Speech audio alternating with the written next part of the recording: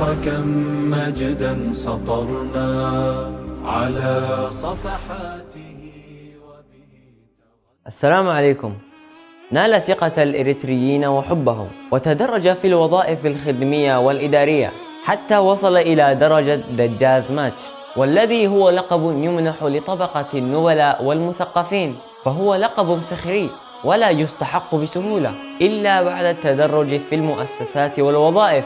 نحن نتحدث عن الإداري الفذ والمدير الناجح دجاج ماش حسن علي، والذي ولد في عام 1878 بمنطقة عدي حنسم، ولقد درس القرآن الكريم في سن مبكرة، ثم انتقل إلى التعليم والدراسة بجد واجتهاد، وعرف أهميتها له ولأسرته ولبلده، لذا انتقل من مسقط رأسه وجاء إلى أسمرة في السنة 1897 ميلادية، وكان يعمل مع دراسته، حيث عمل في مكتب البريد، وفي المساء تعلم التجرينية والأمهرية والإيطالية مع العربية، فعمل بعد ذلك كمترجم فوري، فانتقل إلى مقاطعة ميتساوا وخدم بجد ومهارة منقطعة النظير، فتم تحويله إلى أسمرة، حيث عمل قائدا في فرع الشؤون المدنية والسياسية، ثم انتقل إلى عدد من الوظائف والمهام، فعمل في اليمن، وانتقل إلى المملكة العربية السعودية، وقام بعدد من الزيارات إلى إيطاليا، وقد منح عددا من النياشين والهدايا تكريما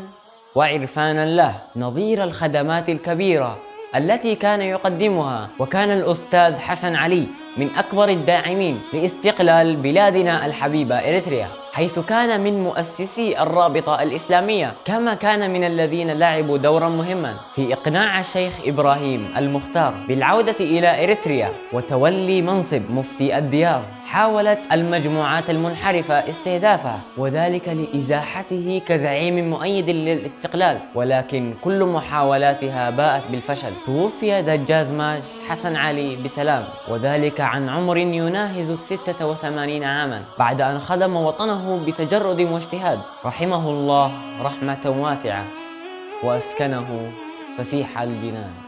التاريخ كم مجدا سطرنا على صفحاته.